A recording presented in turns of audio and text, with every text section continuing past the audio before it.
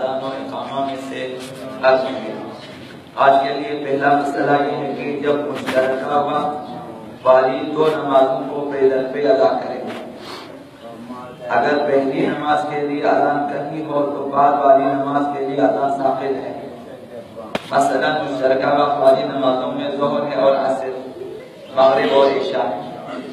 ان کے اوقات مشترک ہیں، تو اگر پہلی نماز کے لیے اور ہم مشترک پڑھتے بھی ہیں، ظہرین ایک ساتھ پڑھتے ہیں یکی بعد دیگری، اسی طرح مغربین بھی یکی بعد دیگری ہم لوگ ایک ساتھ پڑھ لیتے ہیں، تو پہلی نماز کے لیے اگر اذان کہیں ہو، مثلا ظہر کی نماز کے لیے یا جماعت کے لیے آپ نے اذان کہہ دی ہے، اسی طرح مغرب کی نماز کے لیے آپ نے اذان کہی ہے یا مغرب کی باجماعت نماز کے لیے اذان کہی گئی ہو، تو دوسری نماز کے لیے بعد والی نماز کے لیے اذان ثابت ہے، اذان نہیں ہے، بشرطے کہ دونوں نمازوں کے درمیان فاصلہ نہ ہو، ظہر اور عصر میں فاصلہ نہ ہو، مغرب اور عشاء میں فاصلہ نہ ہو۔ تو اب ظہر کے لیے اذان کہی گئی ہے تو عصر کے لیے اذان ثابت ہے، اقامہ مستحب ہے، اذان بھی مستحب نہیں ہے، اور اسی طرح مغرب کے لیے اگر اذان کہی گئی ہے تو عشاء کے لیے اذان ثابت ہے، اقامہ مستحب ہے، اذان نہیں ہے اس کے لیے۔ تو سوال یہ ہے کہ کیا نوافل اور تعقیبات فاصلہ پیدا کر لیتا ہے؟ اگر ظہر اور عصر کے درمیان تعقیبات پڑھ لی جائے یا نوافل کی نمازیں آپ نے ادا کی، مثلا ظہر کے بعد آپ نے عصر کے نوافل یا دوسری کچھ اور نمازیں آپ نے درمیان میں نافلے کی نمازیں پڑھ لی، مغرب کے بعد 4 رکعت نماز جو ہے نافلہ مغرب آپ نے ادا کی، تو کیا یہ فاصلہ ہے کہ اذان ثابت نہ ہو یا یہ فاصلہ شمار نہیں ہوتا؟ حضرت آیت اللہ مکارم شیرازی اور حضرت آیت اللہ سیستانی ان دونوں کا فتویٰ یہ ہے کہ نوافل سے اور تعقیبات سے فاصلہ حاصل نہیں ہوتا، یہ فاصلہ نہیں ہے، تو حتماً ان کے مخالفین کے لیے چاہیے کہ وہ عصر کی نماز کے لیے اور عشاء کی نماز کے لیے اذان نہ کہیں، اذان ان کے لیے نہیں ہے، مستحب نہیں ہے، مشروع نہیں ہے۔ حضرت امام خمینی نے فرمایا ہے کہ فاصلہ حاصل ہو جاتا ہے، تو ان کے مقلدین اگر بیچ میں تعقیبات وغیرہ تسبیح وغیرہ مثلا نوافل وغیرہ پڑھ لیا تو دوسری نماز کے لیے وہ اذان کہہ سکتا ہے جو ہے یا امام، لیکن حضرت امام خمینی نے پھر بھی جو ہے فرمایا ہے کہ احتیاط یہ ہے کہ جب بھی ظہر عصر مغرب عشاء کو ایک ساتھ پڑھے تو اذان ترک کرے، یعنی عصر کے لیے اور احتیاط کیا ہے۔ اب ان کے لیے بھی بہتر یہ ہے کہ دوسری نمازوں کے لیے عصر اور عشاء کے لیے اذان نہ کہیں۔ دوسرا مسئلہ، اذان اور اقامت کے جملوں کے درمیان زیادہ فاصلہ نہیں ہونا چاہیے، اور اگر معمول سے زیادہ فاصلہ آ جائے تو ضروری ہے کہ دوبارہ کہیں، چاہے وہ اذان ہو یا اقامہ ہو، کہ 4 اللہ اکبر ہیں، اس کے بعد جو بھی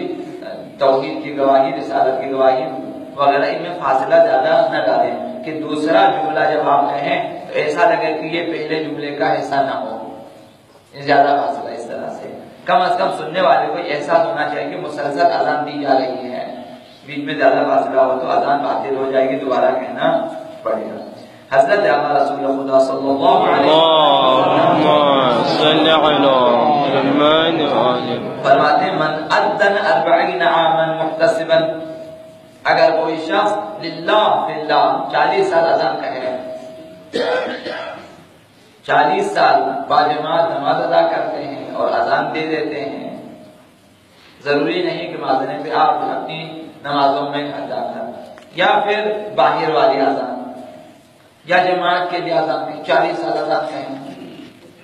چاہے لاؤڈ اسپیکر ملے نہ ملے، جو ہے اگر جماعت ملے جماعت میں کہیں، جماعت نہ ملے اپنی نماز کے لیے، 40 سال اگر اذان دے وہ بھی محتسباً اللہ کے لیے اذان کہے، بعثہ اللہ عز وجل یوم القیامہ، خداوند قیامت کے دن اس طرح سے اٹھائے گا اسے، قیامت کے دن جب سور پھونکا جائے گا اور اس کے بعد سب مریں گے، دوسرا سور پھونکا جائے گا، اس کے بعد سارے لوگ اٹھیں گے اپنے اپنے قبروں سے،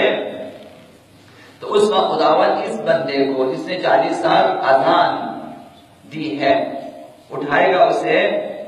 جو ہے وَلَهُ عَمَلُ 40 صدیقا، خداوند اس کے لیے جو ہے 40 صدیق کے اعمال اس کے لیے لکھے ہوئے ہیں۔ ایک صدیق شخص، صدیقین اب کون کون ہیں؟ اولیاء الہی مثلا یہ صدیقین ہیں۔ مثلا کم ترین صدیقین میں ہمارے فقہا کو آپ شامل کریں، کم ترین وغیرہ صدیق ہیں یہ، جن کا جو ہے ایمان بھی گفتار و کردار سب سچ ہیں،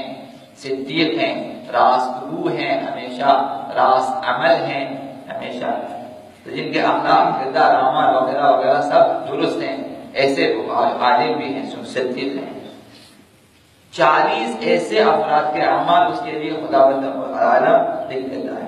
عملا مبرورا متقبلا، وہ بھی تمام اعمال جو اس کے قبول شدہ ہوں۔ حضرت امام راہب نے فرمایا کاش مجھے پتا ہو تو میری ایک نماز قبول ہو گئی یا ایک رکعت نماز قبول ہو چکی، انسان کو نہیں معلوم کہ اس کی کتنی نمازیں قبول ہو چکی۔ ہم تو پڑھ لیتے ہیں حافظ وظیفہ یہ تو دعا کر دنستبر دربند انما باشی نشنید یا شنید، ہم تو پھر پڑھ لیتے ہیں جن تو ہمارے وظیفہ ہے، اس کے بعد خدا کو معلوم۔ خداوند اس بندے کے 40 سال جو ہے اذان دی ہے تاکہ مقبول عمل تمہارے لیے ہم لکھیں گے 40 صدیقین کے۔ حضرت آقا رسول خدا صلی اللہ علیہ وآلہ وسلم اگر ایک شخص 20 سال تک اذان دے، 20 سال اذان کہے، بعد اللہ یوم قیامت کے دن اس بندے کو اٹھائے خدا متعال وَلَهُ مِنَ النُّورِ مِثْلَ زِینَةِ السَّمَاء، اس کے لیے خداوند عالم جو ہے آسمان جتنا نور اس کے پاس ہوگا، یعنی جس طرح ایک نور جس سے آسمان روشن ہو جائے، یعنی اس قدر نور، اب جو سراسر معنویت ہے، سراسر جو ہے عرفان ہے، سراسر ملکوتی ہے، سراسر الہی نور قیامت کے دن اس شخص کے لیے ہوگا۔ اللہم صل